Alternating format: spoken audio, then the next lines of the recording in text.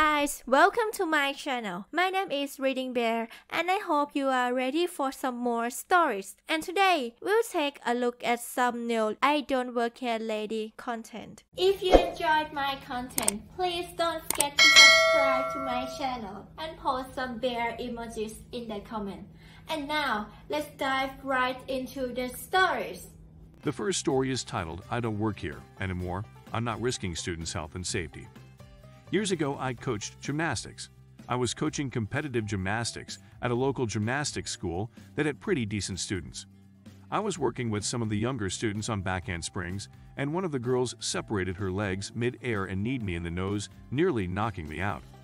I excused myself for a few minutes to get my bearings as I was literally seeing stars and thought my nose was broken. Had another coach watch my students while I went to the restroom. My boss came in and berated me for leaving my students. I explained what happened and that I had another coach watch them while I went to make sure I was okay. She told me this was inexcusable and to get back out there. I went back out and continued, but was worried about the safety of the students as I was still dizzy. Boss came over and I was working on conditioning instead since I didn't feel great. Had the girls doing push-ups, crunches, etc. Boss said they needed to be working on tumbling and I had to be spotting them. I said I don't feel safe spotting as I'm dizzy and am worried about their safety if I miss. She said she didn't care and let them fall, that they'll learn to not fall that way. The next day I came in and was scheduled to work with the upper-level competitors. I noticed one of the students had a huge hinged knee brace on and asked her what happened. She said she had just gotten out of surgery last week for a torn ACL. I said she should probably be home resting and not training. My boss came over and said if she wants to make elites, she has to train. Mind you, this is a girl that was 14 years old. The girl told me her doctor advised not to train and she could face permanent damage. Boss talked to mom and said she is fine to train and needs to come in, so mom brought her against doctor's wishes. My boss berated me in front of the students, coaches, and parents and said I don't care if she has a broken back, she needs to train. I asked if she was going to train on things that wouldn't put a lot of pressure on her knee and was told no, continue training as if she's fine. I couldn't put a child at risk and quit on the spot. Boss screamed at me the whole way out to my car. 3 months after I left, I received a phone call asking if I could drive 4 hours away for a 2-day gymnastics meet as they needed a coach with the team. I said I don't work there anymore and haven't in a few months, and unless they change their tune and put the students' health and safety first, I would never consider coming back. Boss on the phone says I know that and don't care, but we need a coach. She offered to pay me a whopping $8/HR, not including gas or mileage or hotel. I laughed and said no way and hung up. The next story is titled, My Poor Fashion Sense May Have Been Confusing. I used to work in a retail chain on the east coast of Canada. Some sort of drug mart aimed towards shoppers. A buddy and I were both interviewed for management roles at the same time. He was picked to be trained and promoted first. Lucky me. Gave me more time to think it over and realize I had to get out of there. So I joined the Air Force. It was a great way for me to get some training and get a better paycheck at the same time. The downside was that I was posted to Manitoba. Fast forward another year, and my buddy is getting married. Very happy for him. I get invited. I have to fly halfway across the country to get there, but it's worth it. My problem is that I don't have anything to wear. I was never the type to even think about wearing a uniform to a wedding, not even my own, and I didn't have a lot of suit options. I was better paid, but I was still a private. In comes my bad choice. The only suit I owned was an old hand-me-down 3-piece pinstripe. I attend the wedding, feeling awkward that I didn't know anyone outside the wedding party at the ceremony, and drive over to the hotel where the reception is being held. While everyone is milling around outside the ballroom, the drinks have already started flowing. A couple people are not paying attention to where they are going, and they knock over the stand that was holding the framed seating chart.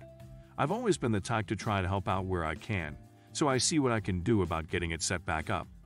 While I am trying to do so, the mother of the groom comes over. Her, is it broken? Me, yep, cracked in half. Might be able to get it to hold together enough as long as no one bumps into it again. Her, looking a little irritated, let me have another frame. Me, a little confused. No, why would I have another frame? Or don't you have some others stored somewhere? This can't be the only one in the whole hotel. I'm figuring it out now. Me, I don't think you recognize me. I'm Aaron. Blank stare. We met when I helped your son move. More blank stare. I don't work for the hotel. Starting to break through. I'm one of the further traveling guests at this wedding. Her. So, you don't have another frame. We need another frame. And she proceeds to walk away. The next story is titled Got Free Food for Working in a Job That I Wasn't In. I was around 15 or so when this happened. My mother brought us somewhere far because of work. She had to execute sure everything was going well in an event. Small celebrities came to talk and do stuff. Before the event, I was out of clean clothes and I didn't bring any spare clothes. My mother luckily was given spare staff t-shirts for the event, so I reluctantly had to wear the staff's t-shirt. After some time around noon, one of the staff needed help lifting boxes and equipments. She saw me and rushed towards me and asked for help. So I told the truth to the women. I said I don't actually work for event. She didn't believe me, probably because I was 5'10". She grabbed my arm and dragged me to the boxes and other stuffs. I was free anyways, so I decided why not. I helped her out moving stuff here and there for quite some time. After the event was done, they gave out foods to the staff crew members that was involved in the event. I got it too, but she gave me 2 of them. They were already mostly done packing stuff up and ready to leave. I head back to my brother and handed him one of the food that I got and we ate. Later my mom found us and asked if we wanted to eat. I told her we already did. She asked what did we ate. I proceeded to tell her what happened. She laughed and told to others in family and they all laughed. We all packed and went home. The next story is titled Please Don't Park in My Driveway. I live next door to an apartment building and where their parking lot ends and my driveway starts there are concrete slabs to show where one ends and the other starts.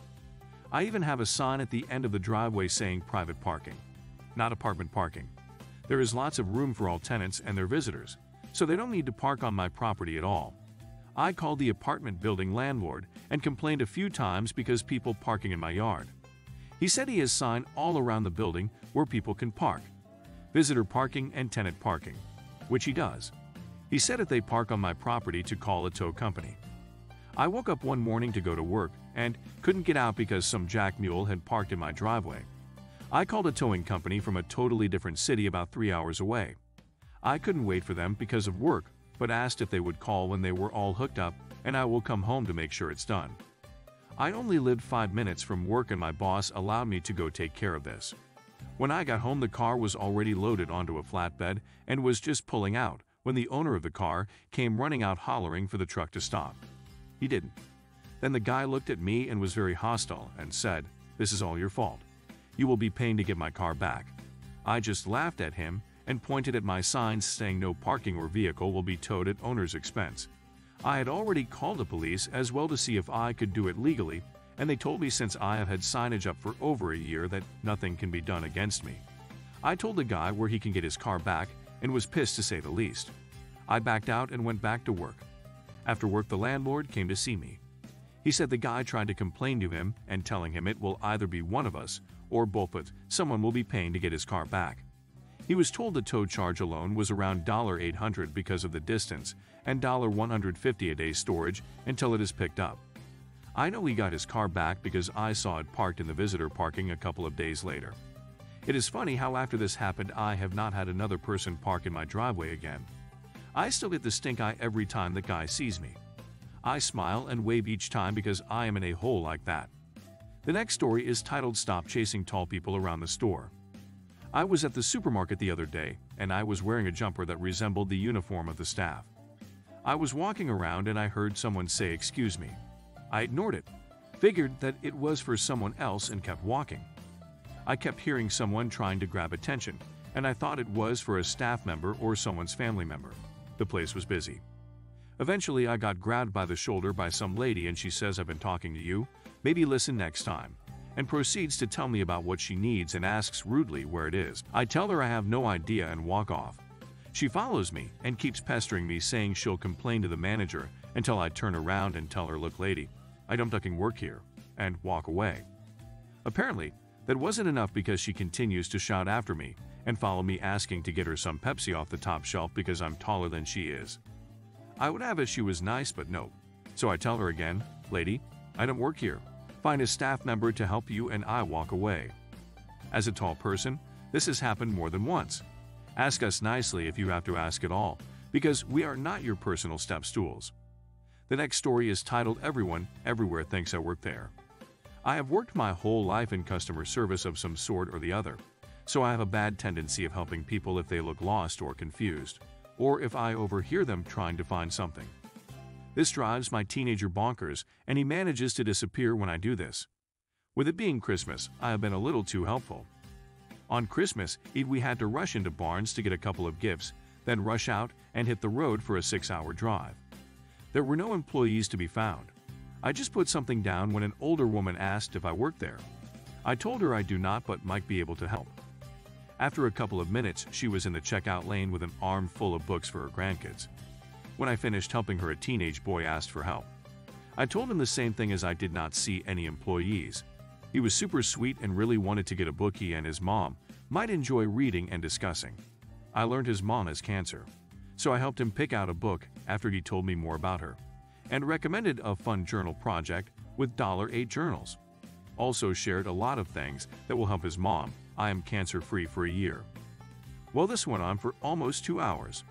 I totally lost track of time, and my son sitting in the coffee area seemed to be getting a kick out of all the work I was doing. The problem is, I do not mind helping people, especially if they are friendly. Actually, I kind of enjoy it. I was finally able to load up my arms and my son's with all the items I needed. As we were standing in line, there were people I helped ahead of us. Each one told the checkout lady how grateful they were for a shopper that stopped her own shopping to help them. The manager was called over. She said she had heard about it from others already. As a Christmas gift and thank you, the manager covered the cost of my purchase and offered me a job. I politely declined the job, but not covering the expense. So I do not work here does not always have to be bad. I hope you all have a fabulous new year. The next story is titled No, I Will Not Run Your Samples. I worked as a technician doing service calls, mostly calibration and third-party certification for some specialized and very expensive pieces of scientific equipment. So I go on a call to this rather large facility. Just a routine yearly calibrate and recertify. Takes about 2 hours of actual work. There is a big open lab space with lots of people, but the instrument room is down the hall and pretty cramped. Has a few different things in there. As I'm going through the start of the procedure, a young woman comes in to use a different instrument. We exchange pleasantries. She is having some trouble with the startup, so she asks if I can help. Very friendly. Tell her I am just here for the spectrometer. Not really familiar with the equipment you are working on, but can take a look. Hard to say no to a pretty girl. Ended up spending about half hour altogether, but got it figured out, and I watched her run the first sample. Then I went back to my spectrometer, and she ran a few more samples herself. So this is the part where it gets weird, because she gets up, tells me she is going to grab a coffee, and can I be a dear and when the sample is done to put in and start the next one. So pretty girl, or not, I got my own job. Again, I tell her I am just here for this particular spectrometer, and I am not allowed to touch her samples. Should also mention I was wearing a company polo with the logo of my employer, but more importantly a big red lab visitor badge. Her response, "Oh, Dr. So-and-so won't mind, thanks a bunch," and leaves. Not my circus, not my monkeys. An hour or so passes. I'm about halfway done when the girl and a middle-aged guy come in. Her first word were, "Dr. So-and-so, this is okay spray. Why did you not run any samples?" I repeat my mantra for what is probably the 5th time today. I am just here for the spectrometer. Now this guy is a lot quicker than the girl. He asks me for my work order, which I show him, and he barely glances at it, thanks me, apologizes for the confusion. And that is when my annoyance with the young woman who tried to offload her work to yours truly got the better of me. "Doctor So-and-so, I could not help but notice that the samples also have chain of custody paperwork, and they were left unattended and unsecured. Is that a problem?" The woman's face goes from mildly embarrassed red to pale. The guy does not blink, tells me that he appreciates my concern, he will take care of it, picks up the samples and leaves, taking the girl with him. He came back about half hour later as I was finishing up and started running the samples himself. I left shortly thereafter. The end. To answer a few likely questions. Apparently she thought I was an intern. Have no idea what happened with this woman afterwards. Was she disciplined? Fired? Was the incident completely ignored? I just don't know. I never actually said the words "I don't work here." Made it pretty clear that I don't though. The samples in question have nothing to do with forensics or anything like that. They were environmental samples being tested for certain pollutants. The chain of custody was likely there for regulatory compliance, though I suppose there is a possibility that this was part of some lawsuit. Again, I just don't know. The next story is titled The Sleeping Fairy Godmother. Always wanted to post this story but either forgot or had an issue. This story was not me but my mom. We are a crazy Disneyland family. Even as adults with families and responsibilities of our own, we still take big family Disney vacations just about every year. My mom, now 71, has a bad knee and doesn't ride the bigger, more intense rides anymore. So a few years back we were having our magical day, and it was getting later, colder in the day. It had been raining on and off all day, so we were either in jackets or ponchos or both. We're from Arizona and hate the cold. Mom is sporting some high fashion, a gray Mickey jacket, and a blue plastic poncho. As an important side note, my mother has short white hair. So we decided to hit Big Thunder Mountain, a Western train roller coaster type ride, since the rain let up and it has just come back up after being closed down earlier in the day. Mom was tired, so we set her up at a dry table in the Mexican restaurant under a heater with a snack and ran off like small children. So after a while Mom curls up and dozes off while we're gone. And you know that place between a nap and being awake. Well, right as she gets there, someone shakes her weight from her shoulders.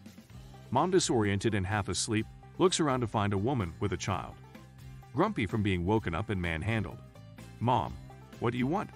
Woman, well, we saw you sleeping here and my granddaughter wanted your picture and autograph. Mom, you want my what? Woman, a little shocked and maybe a little annoyed.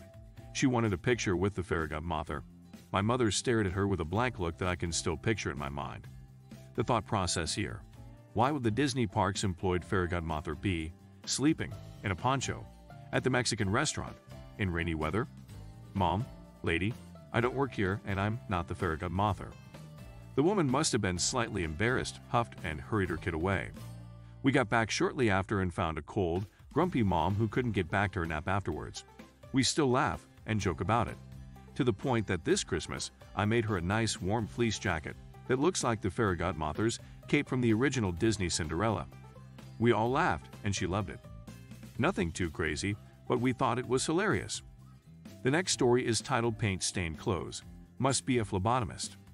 This morning I went to a place whose name is synonymous with search testing. As the title says, I was wearing clothes covered in paint stains since I've been helping my dad paint the last couple days and planned on helping again as soon as I left. I got stopped by an older gentleman on my way out. I had just come out of the back where patients are taken back to get their blood drawn when he started asking me questions. He wanted to know if walk-ins were being allowed again, not to my knowledge, no, and why exactly that was since the place doesn't look very busy. We were the only two in the waiting room. I told him I had no idea, to which he replied, "Don't you work here? How can you not know?" My response was to show him the cotton ball still taped to my inner arm while saying I just got my blood drawn. He just started laughing and I laughed. Not sure why he thought someone wearing clothing covered in paint stains worked at a place known for drawing blood and running tests, but there you go. The next story is titled Apparently I Work at Target. So one day when I was 14 or 15, I had just gotten off of school and my mom had to stop at Target. Now the school I went to at the time required us to wear these uniforms and lanyards with your picture and name on it. Since I had literally just gotten off of school, so I hadn't changed yet. Mom had told me to look for something in the clothes section. I think it was for clothes my little sister would like. This lady walked up to me and asked where something was. I froze for a second and then kinda laughed awkwardly and said I didn't work there. She apologized and walked away. By the way, the uniform was black and had the school's logo on it. Definitely nothing like the Target uniform. I guess I could see how she got confused though. If you enjoyed the video, please subscribe to the channel and post some bear emojis in the comments.